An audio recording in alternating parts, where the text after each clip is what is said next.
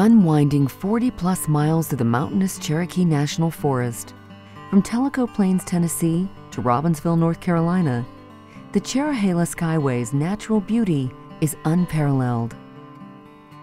With its sweeping curves, mile-high vistas, and dazzling seasonal foliage, the Cherohala Skyway is a feat of modern engineering.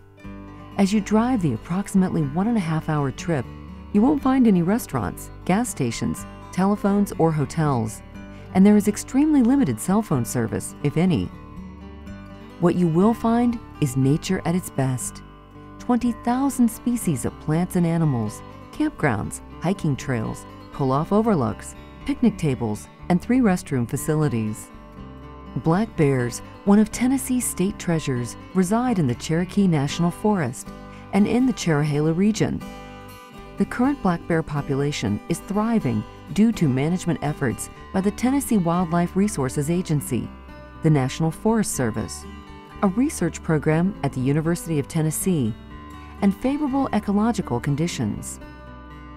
Our mission is to conserve, protect, and manage and even enhance both wildlife and their habitats for the Tennessee residents and visitors to the area, and that also includes managing black bears, very important species here in Tennessee.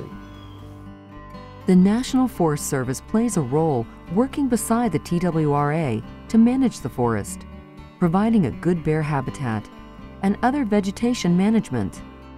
We manage the forest and the district under the auspices of the 2004 Revised Forest Plan.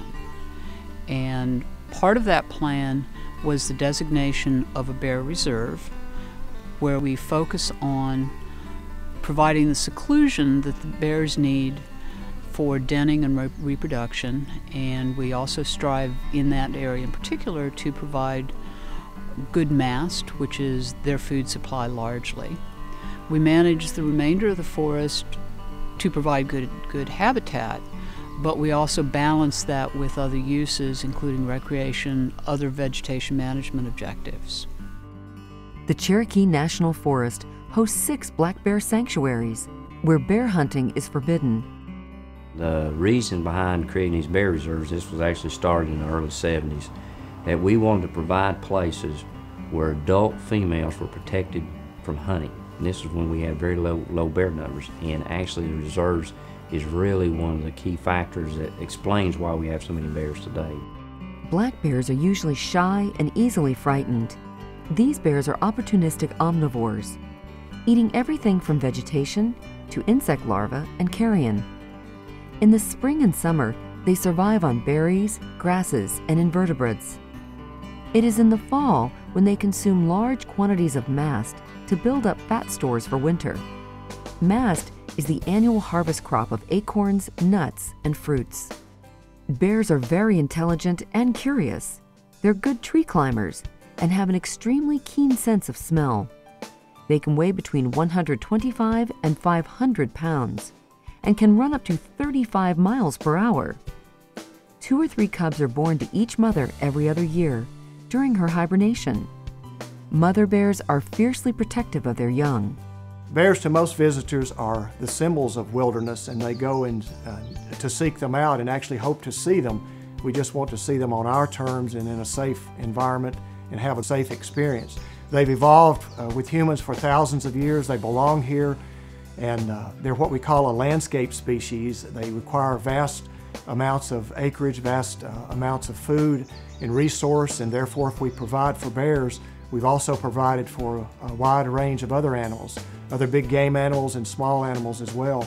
And so a healthy forest is often indicated by the presence of black bears.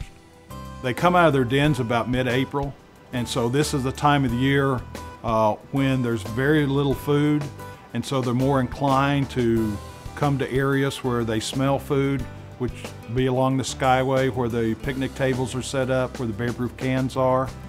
And so from about mid-April until mid-December, when they go back in the den for the winter, just about any time between those months, you have the potential to encounter a bear on the Skyway. Human and bear populations are increasing, creating possible dangerous situations for humans and for the bears. Black bears rarely attack humans. However, when humans give bears food, the bear becomes habituated or accustomed to seeing humans as an alternative means of critically needed food sources. A habituated bear becomes a nuisance bear. Nuisance bears that return repeatedly for human rewards must be relocated or euthanized. Statistics show that often the relocated bears do not survive. A fed bear is a dead bear, sometimes leaving orphaned cubs. Since the completion of the Skyway several years ago, we've had an increase in visitation to Monroe County and the National Forest. And because of that, we've increased the number of people who picnic and camp, and that has increased the amount of food that they consume. So if they're not very careful about how they store their food and putting their garbage in the garbage cans, bears can be reinforced with food very easily, and it just takes 1 or 2 times for a bear getting food from someone or from a picnic table, or where somebody may have inadvertently left the food out, and the bear realizes he can be fed, and they'll continually come back to those areas and become panhandlers like they have in the national park. There are many simple things that can be done to be bear smart when traveling in the Cherohala Skyway area. Be aware of your surroundings, even at frequently populated pull-offs. Keep children and pets close to you at all times. Do not feed or toss food to bears. Never approach or surround a bear. Never leave food or coolers unattended. Wipe down picnic tables after use. Dispose of food items and all trash in the special bear garbage dumpsters provided at pull-offs along the Skyway. Any type of food can attract a bear, and the next person or group to use the picnic table could have a bear encounter if you fail to dispose of your garbage properly. When arriving at an overlook or a trailhead or a picnic area, it's a good idea to look around, be aware of the surroundings, and also with small children or pets to keep them close to you, as well as food, not having food scattered too widely in a picnic area that may, because of the scent, draw more animals close by. And then also, if one has to retreat to their vehicle, they don't have to gather up as much, and it reduces the possibility of a bad encounter. If you encounter a bear, remain calm and avoid sudden movements. Give the bear plenty of space, allowing it to continue its activities undisturbed. Never turn and run away from a bear. If a bear approaches your picnic table, pack up all food and trash immediately and slowly move away to your vehicle or a secure area. Well, one thing that people need to be concerned about, especially with bears when they are traveling along the Skyway, is that any encounter or any time they see a bear, they should stay in their vehicles. They shouldn't try to get out and get close to try to take pictures. That's what telephoto lenses were designed for, is to be able to take pictures from far away and make them look closer. So that would just minimize the potential for an attack or an encounter that would lead to possibly a bear being euthanized because it did bite someone.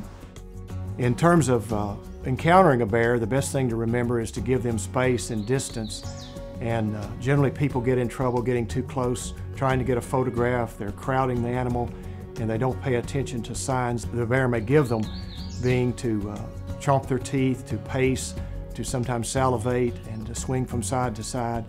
And so people tend to crowd them and get too close, and then they initiate what's called a bluff charge. And generally this is a harmless effort on the bear's part to simply get a person out of their space.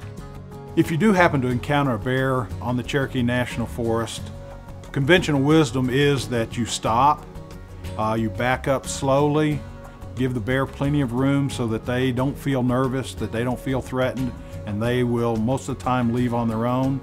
If you're hiking with someone, which you should always do, you can stand closer together to make your silhouette look larger, because bears really aren't going to attack anything that's larger than themselves. If the bear, continues to come forward, in a loud, commanding voice, tell them to back up, get away, go away, clap your hands. If it comes to the point where you have to throw a few things at it, go ahead and throw, rocks or sticks at the bear. But most of the time, when you give the bear enough distance, and also with the winds, the way they swirl here in the mountains, Once they get wind of you, they're going to back off and leave because our bears are fairly wary of people. Joel Zachary summed up his article, Avoiding Dangerous Wildlife Encounters, by stating that creatures of the wild were here long before humans and have every right to live out their lives and pass on their genes through offspring. Time has proven that wild creatures and humans can coexist if we will continue to have the foresight to value their importance and manage resources wisely. As you travel the Skyway, you will find amazing views from our overlooks, along with kiosks and information plaques with facts about the area wildlife, plant varieties, and historical information. Remember to fill your gas tank, pack some bottled water and a picnic, and be bear safe.